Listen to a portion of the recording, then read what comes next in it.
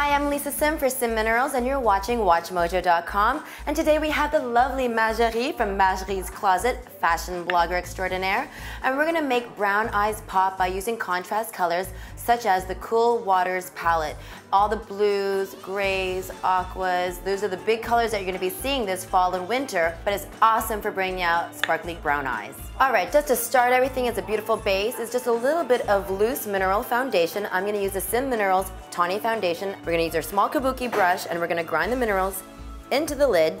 So next what we're gonna go into is the Cool Waters palette. Always a little bit of shine involved because that's what really carries us and makes it more fashion forward for like the fall winter. Nothing too matte. We're gonna use the light gray as our base shade. I'm using the Chisel Deluxe Oval Fluff. It doesn't fly all over the place. Make sure to concentrate the color on the lower lid and on the inner corner. It will just make the eyes really pop. Extend that color out towards the temple. Blend it with the fingertips. It's gonna create a nice little highlight for the top of the cheekbone. Okay, now what I'm gonna go into is more of this pewter shade. Has a little bit of a bluey gray reflection. We're gonna use a chisel double angle. It's kind of like the universal. We're gonna start on the outer corner. The most open part of the eye is where we're gonna stop and just taper it inwards.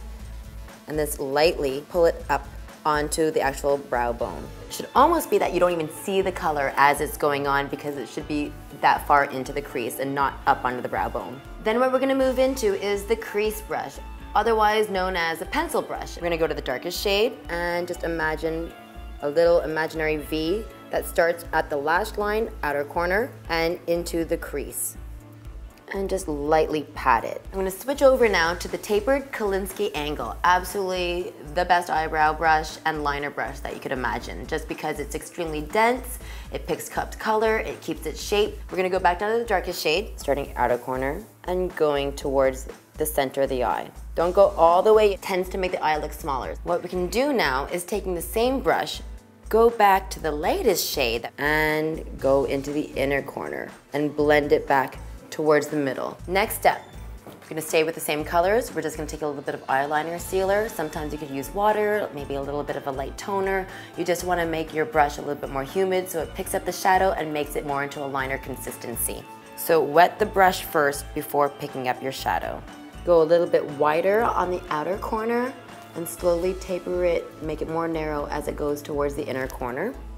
Okay, so we have Midnight Sky, beautiful dark blue. Great option against you wearing black all the time. Black isn't a color, so it's very absorbing for the light and actually makes things look smaller. That's why you always want to wear this little black dress.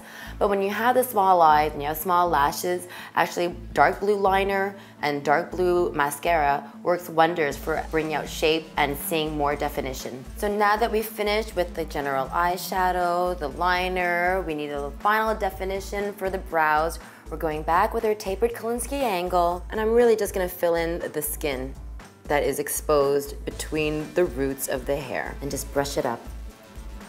We're just gonna go back and highlight the light colors again. So going back to the light silver, we're gonna go underneath the arch of the brow, pull that part up, just looking a little surprised, I guess, and then push that color up underneath the brow. I'll actually wet the brush for reapplying the lightest shade into the inner corner of the eye where it's gonna make that area look brighter, more open.